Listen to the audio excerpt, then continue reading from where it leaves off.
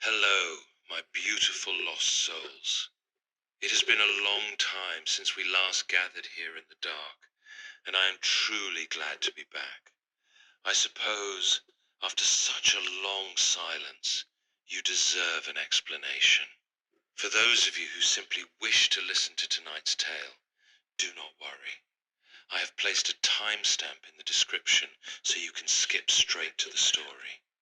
As some of you Dark Dwellers may know, this channel was demonetized by YouTube for what they called mass-produced and templated content. Now, I will be honest with you. That never felt entirely fair to me. This is, after all, a narration channel. Of course, many videos follow a similar structure. We gather, I read something, and together we descend into some forgotten corner of horror, mystery, pulp, and strange literature. But even then, I did not want to stop. At first, my intention was to keep going. I still wanted to bring you dark stories from the most obscure shelves of literature, from the dusty crypts of weird tales and other forgotten corners of strange and frightening old literature. Then I discovered something that did not sit well with me. Even after demonetizing the channel, YouTube continued to show ads on my videos. Fewer than before, perhaps, but still there. In other words, the content was apparently still monetizable, just not for the person creating it. So I stepped away for a while. I never forgot you, and I never wanted to abandon this place. I simply needed time to understand whether there was a way to bring the channel back without spending all that time and effort for nothing. Luckily, during the last month, I had the chance to speak with someone from YouTube. Unfortunately, he could not simply remonetize it, but he did give me some advice on what I could change before applying again. First, he suggested that I stop making long compilations, except perhaps on rare occasions, and focus instead on single-story videos. Second, he told me I should stop using footage AI-generated background. I know some of you are strongly against AI, and I understand that. For me, it was a way to create a very specific atmosphere for each story, a little visual crafted around each tale. Those backgrounds were honestly one of my favorite parts of this channel, something that made it feel unique. I will still try to keep some personal touch in these videos, though. That is why, tonight, you are seeing this new setting. Real footage and a real place. A different kind of fire to gather around. The last piece of advice he gave me was to show my face. And that, my lovely lost souls, is something I will not do. I value my privacy, and I do not particularly wish to hang my mortal face on the walls of the internet. So we will try this way instead, and see if the old channel can rise from its grave once more. Unfortunately, this also means I will have to delete most of the videos currently on the channel. I know, it hurts me too. I will slowly re-upload them somewhere else, though I have not chosen the platform yet. I am studying a few different options, and when I know where the old narrations will live, I will let you know. But I want you to know something. I read your comments. I missed you.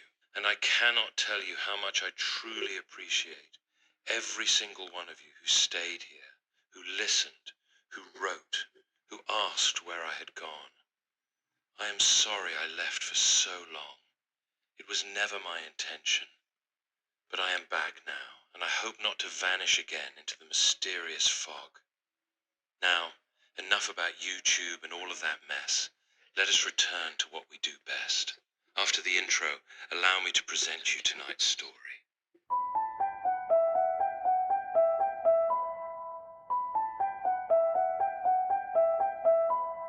Tonight's tale comes from one of the most dreamlike corners of Lovecraft's imagination. Written in 1926, but not published until several years later, in the October 1931 issue of Weird Tales, The strange high house in the mist is quite different from the cosmic horrors most readers associate with Lovecraft. There are no cults here, or tentacled monstrosities rising from the sea. Instead, this is a story about wonder, and the dangerous price of seeking it.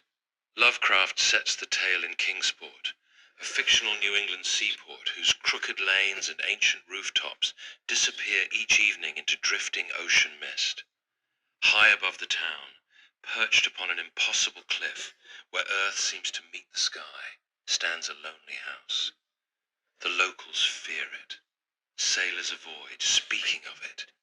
And yet, every evening, lights glow behind its small windows. When a weary philosopher named Thomas Olney arrives in Kingsport, he becomes fascinated by that unreachable dwelling. What begins as curiosity soon becomes obsession, leading him toward a place where the boundaries between sea and sky, dream and reality, grow perilously thin. This is one of Lovecraft's most atmospheric works, a strange and beautiful story filled with mist-shrouded cliffs, forgotten gods, and mysteries carried upon the wind from places no map has ever charted. So settle in, dim the lights, and listen carefully. For somewhere beyond the cliffs of Kingsport, hidden among the clouds and the sea mists, an ancient house still waits. And on certain nights, something may still be knocking at its door. The Strange High House in the Mist by H.P. Lovecraft. In the morning, mist comes up from the sea by the cliffs beyond Kingsport. White and feathery it comes from the deep to its brothers, the clouds, full of dreams of dank pastures and caves of Leviathan. And later, in still summer rains on the steep roofs of poets, the clouds scatter bits of those dreams, that men shall not live without rumour of old strange secrets, and wonders that planets tell planets alone in the night. When tales fly thick in the grottos of tritons, and conchs in seaweed cities blow wild tunes learned from the elder ones, then great eager mists flock to heaven laden with lore, and oceanward eyes on tile rocks see only a mystic whiteness, as if the cliff's rim were the rim of all earth, and the solemn bells of buoys tolled free in the ether of faery. Now north of archaic Kingsport, the crags climb lofty and curious, terrace on terrace, till the northernmost hangs in the sky like a grey frozen wind cloud. Alone it is, a bleak point jutting in limitless space, for there the coast turns sharp, where the great Miskatonic pours out of the plains past Arkham, bringing woodland legends and little quaint memories of New England's hills. The sea folk of Kingsport look up at that cliff, as other sea folk look up at the pole star, and time the night's watches by the way it hides or shows the great bear, Cassiopeia, and the dragon. Among them it is one with the firmament, and truly it is hidden from them when the mist hides the stars or the sun. Some of the cliffs they love, as that whose grotesque profile they call Father Neptune, or that whose pillared steps they term the Causeway. But this one they fear because it is so near the sky. The Portuguese sailors coming in from a voyage cross themselves when they first see it, and the old Yankees believe it would be a much graver matter than death to climb it, if indeed that were possible. Nevertheless, there is an ancient house on that cliff, and at evening men see lights in the small paned windows. The ancient house has always been there, and people say one dwells within who talks with the morning mists that come up from the deep, and perhaps sees singular things oceanward at those times, when the cliff's rim becomes the rim of all earth, and solemn buoys toll free in the white aether of faery. This they tell from hearsay, for that forbidding crag is always unvisited, and natives dislike to train telescopes on it. Summer boarders have indeed scanned it with jaunty binoculars, but have never seen more than the grey primeval roof, peaked and shingled, whose eaves come nearly to the grey foundations, and the dim yellow light of the little windows peeping out from under those eaves in the dusk. These summer people do not believe that the same one has lived in the ancient house for hundreds of years, but cannot prove their heresy to any real Kingsporter. Even the terrible old man who talks to leaden pendulums in bottles, buys groceries with centuried Spanish gold, and keeps stone idols in the yard of his antediluvian cottage in Water Street, can only say these things were the same when his grandfather was a boy. And that must have been inconceivable ages ago, when Belcher or Shirley or Pownall or Bernard was governor of His Majesty's province of the Massachusetts Bay. Then one summer there came a philosopher into Kingsport. His name was Thomas Olney, and he taught ponderous things in a college by Narragansett Bay. With stout wife and romping children he came, and his eyes were weary with seeing the same things for many years, and thinking the same well-disciplined thoughts. He looked at the mists from the diadem of Father Neptune, and tried to walk into their white world of mystery along the Titan steps of the causeway.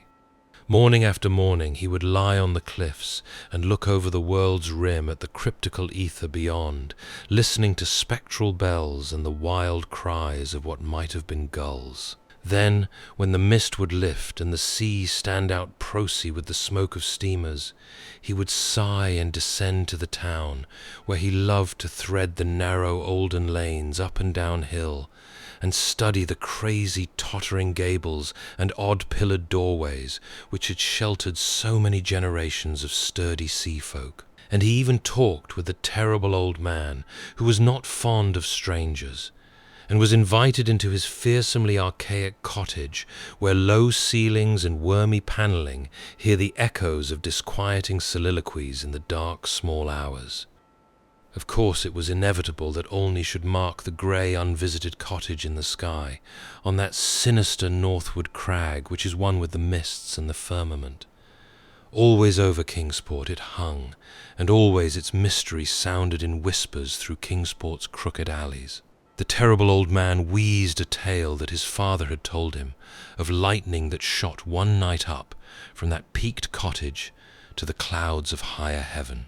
And Granny Orne, whose tiny gambrel-roofed abode in Ship Street is all covered with moss and ivy, croaked over something her grandmother had heard at second hand, about shapes that flapped out of the eastern mists straight into the narrow single door of that unreachable place.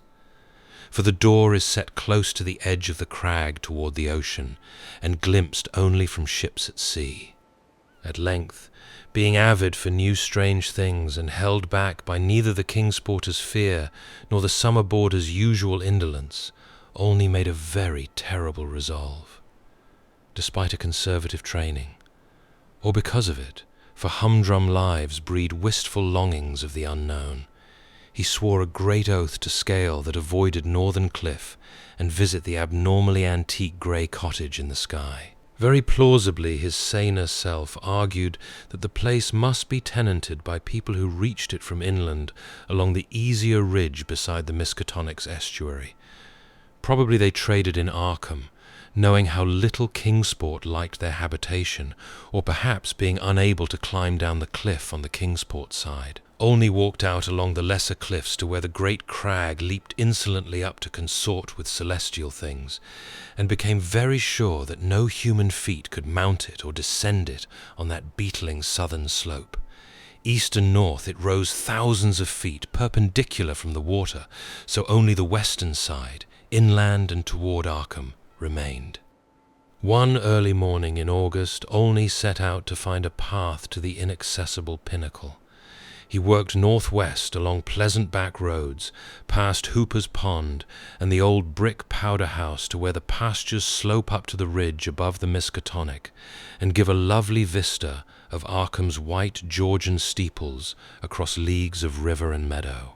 Here he found a shady road to Arkham, but no trail at all in the seaward direction he wished. Woods and fields crowded up to the high bank of the river's mouth, and bore not a sign of man's presence, not even a stone wall or a straying cow, but only the tall grass and giant trees and tangles of briars that the first Indian might have seen. As he climbed slowly east, higher and higher above the estuary on his left and nearer the sea, he found the way growing in difficulty, till he wondered how ever the dwellers in that disliked place managed to reach the world outside, and whether they came often to market in Arkham. Then the trees thinned, and far below him on his right he saw the hills and antique roofs and spires of Kingsport.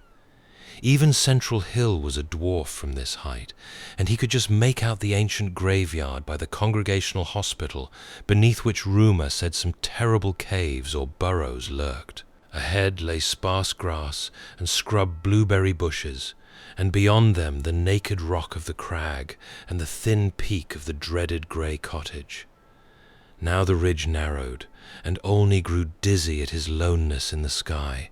South of him the frightful precipice above Kingsport, north of him the vertical drop of nearly a mile to the river's mouth. Suddenly a great chasm opened before him, 10 feet deep, so that he had to let himself down by his hands and drop to a slanting floor, and then crawl perilously up a natural defile in the opposite wall. So this was the way the folk of the uncanny house journeyed betwixt earth and sky. When he climbed out of the chasm, a morning mist was gathering, but he clearly saw the lofty and unhallowed cottage ahead, walls as grey as the rock, and high peaks standing bold against the milky white of the seaward vapours. And he perceived that there was no door on this landward end, but only a couple of small lattice windows with dingy bull's-eye panes leaded in 17th century fashion. All around him was cloud and chaos, and he could see nothing below the whiteness of illimitable space. He was alone in the sky with this queer and very disturbing house. And when he sidled around to the front and saw that the wall stood flush with the cliff's edge, so that the single narrow door was not to be reached save from the empty ether, he felt a distinct terror that altitude could not wholly explain. And it was very odd that shingles so worm-eaten could survive, or bricks so crumbled still form a standing chimney. As the mist thickened, Olney crept around to the windows on the north and west and south sides, trying them but finding them all locked. He was vaguely glad they were locked, because the more he saw of that house, the less he wished to get in. Then a sound halted him. He heard a lock rattle and a bolt shoot, and a long creaking follow, as if a heavy door was slowly and cautiously opened. This was on the oceanward side that he could not see, where the narrow portal opened on blank space, thousands of feet in the misty sky above the waves. Then there was heavy, deliberate tramping in the cottage, and Olney heard the windows opening, first on the north side opposite him, and then on the west just around the corner. Next would come the south windows, under the great low eaves on the side where he stood. And it must be said that he was more than uncomfortable as he thought of the detestable house on one side and the vacancy of upper air on the other. When a fumbling came in the nearer casements, he crept around to the west again, flattening himself against the wall beside the now opened windows. It was plain that the owner had come home, but he had not come from the land, nor from any balloon or airship that could be imagined. Steps sounded again, and Olney edged round to the north, but before he could find a haven, a voice called softly, and he knew he must confront his host. Stuck out of the west window was a great black-bearded face, whose eyes were phosphorescent with the imprint of unheard-of sights. But the voice was gentle, and of a quaint, olden kind, so that Olney did not shudder when a brown hand reached out to help him over the sill and into that low room of black oak wainscots and carved Tudor furnishings. The man was clad in very ancient garments, and had about him an unplaceable nimbus of sea lore and dreams of tall galleons. Olney does not recall many of the wonders he told, or even who he was, but says that he was strange and kindly, and filled with the magic of unfathomed voids of time and space. The small room seemed green with a dim aqueous light, and Olney saw that the far windows to the east were not open, but shut against the misty ether with dull panes like the bottoms of old bottles. That bearded host seemed young, yet looked out of eyes steeped in the elder mysteries, and from the tales of marvellous ancient things he related, it must be guessed that the village folk were right in saying he had communed with the mists of the sea and the clouds of the sky ever since there was any village to watch his taciturn dwelling from the plain below. And the day wore on, and still Olney listened to rumours of old times and far places, and heard how the kings of Atlantis fought with the slippery blasphemies that wriggled out of rifts in ocean's floor, and how the pillared and weedy temple of Poseidon is still glimpsed at midnight by lost ships, who knew by its sight that they are lost. Years of the Titans were recalled, but the host grew timid when he spoke of the dim first age of chaos before the gods or even the elder ones were born, and when the other gods came to dance on the peak of Hathag-Kia in the stony desert near Ulthar, beyond the river Sky. It was at this point that there came a knocking on the door, that ancient door of nail-studded oak, beyond which lay only the abyss of white cloud. Olney started in fright, but the bearded man motioned him to be still, and tiptoed to the door to look out through a very small peephole.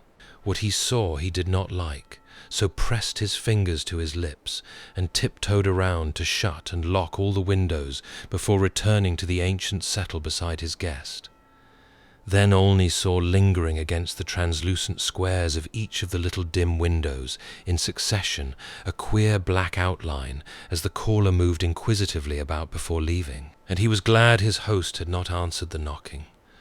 For there are strange objects in the great abyss, and the seeker of dreams must take care not to stir up or meet the wrong ones.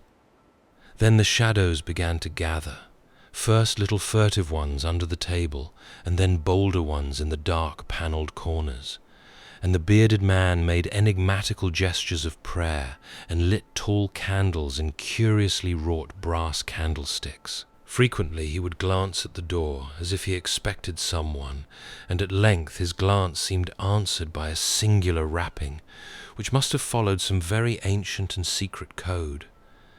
This time he did not even glance through the peephole, but swung the great oak bar and shot the bolt, unlatching the heavy door and flinging it wide to the stars and the mist. And then to the sound of obscure harmonies there floated into that room from the deep all the dreams and memories of earth's sunken mighty ones. And golden flames played about weedy locks, so that Olney was dazzled as he did them homage. Trident-bearing Neptune was there, and sportive Tritons and fantastic Nereids, and upon dolphins' backs was balanced a vast crenulate shell, wherein rode the gay and awful form of primal Nodens, lord of the great abyss. And the conchs of the Tritons gave weird blasts, and the Nereids made strange sounds by striking on the grotesque resonant shells of unknown lurkers in black sea caves. Then hoary Nodens reached forth a wizened hand and helped Olney and his host into the vast shell, whereat the conchs and the gongs set up a wild and awesome clamour. And out into the limitless ether reeled that fabulous train, the noise of whose shouting was lost in the echoes of thunder. All night in Kingsport they watched that lofty cliff when the storm and the mists gave them glimpses of it, and when toward the small hours the little dim windows went dark, they whispered of dread and disaster. And Olney's children and stout wife prayed to the bland proper god of Baptists, and hoped that the traveller would borrow an umbrella and rubbers unless the rain stopped by morning. Then dawn swam, dripping and mist-wreathed out of the sea, and the buoys tolled solemn in vortices of white aether. And at noon elfin horns rang over the ocean as Olney, dry and light-footed, climbed down from the cliffs to antique Kingsport with the look of far places in his eyes. He could not recall what he had dreamed in the sky-perched hut of that still nameless hermit, or say how he had crept down that crag untraversed by other feet. Nor could he talk of these matters at all, save with the terrible old man who afterward mumbled queer things in his long white beard, vowing that the man who came down from that crag was not wholly the man who went up, and that somewhere under that grey peaked roof, or amidst inconceivable reaches of that sinister white mist, there lingered still the lost spirit of him who was Thomas Olney. And ever since that hour, through dull, dragging years of greyness and weariness, the philosopher has laboured and eaten and slept and done uncomplaining the suitable deeds of a citizen. Not any more does he long for the magic of farther hills, or sigh for secrets that peer like green reefs from a bottomless sea. The sameness of his days no longer gives him sorrow, and well-disciplined thoughts have grown enough for his imagination. His good wife waxes stouter, and his children older and prosier and more useful, and he never fails to smile correctly with pride when the occasion calls for it. In his glance there is not any restless light, and if he ever listens for solemn bells or far elfin horns, it is only at night when old dreams are wandering. He has never seen Kingsport again, for his family disliked the funny old houses and complained that the drains were impossibly bad. They have a trim bungalow now at Bristol Highlands, where no tall crags tower, and the neighbours are urban and modern. But in Kingsport strange tales are abroad, and even the terrible old man admits a thing untold by his grandfather. For now, when the wind sweeps boisterous out of the north past the high ancient house that is one with the firmament, there is broken at last that ominous, brooding silence ever before the bane of Kingsport's maritime cotters, and old folk tell of pleasing voices heard singing there, and of laughter that swells with joys beyond earth's joys, and say that at evening the little low windows are brighter than formerly.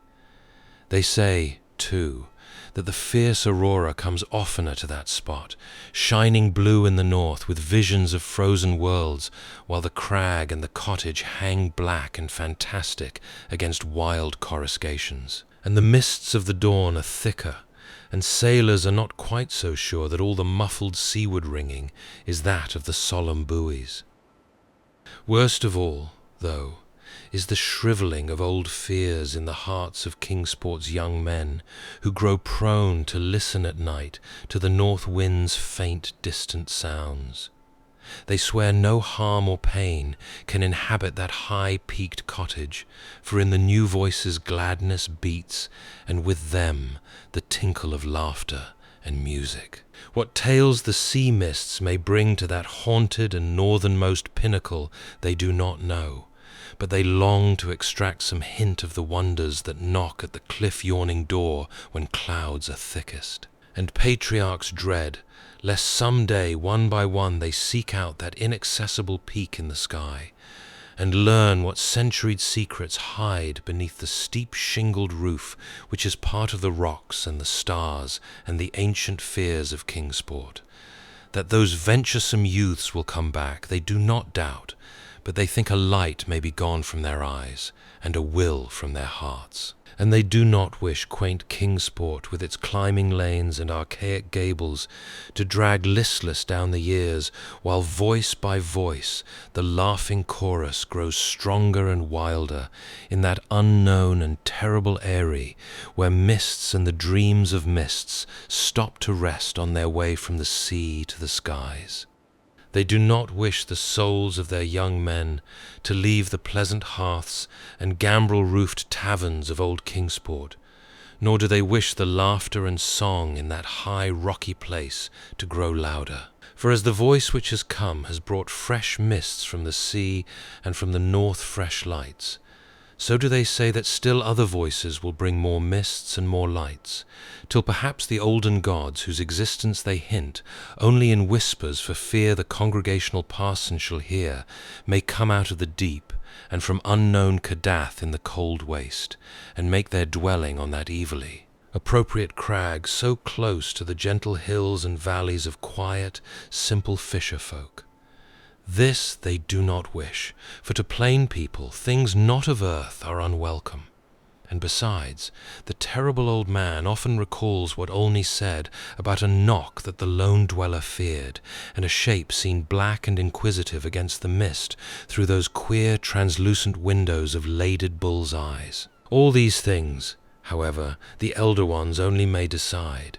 And meanwhile the morning mist still comes up by that lovely vertiginous peak with the steep ancient house, that grey, low-eaved house where none is seen, but where evening brings furtive lights while the north wind tells of strange revels. White and feathery it comes from the deep to its brothers, the clouds, full of dreams of dank pastures and caves of Leviathan.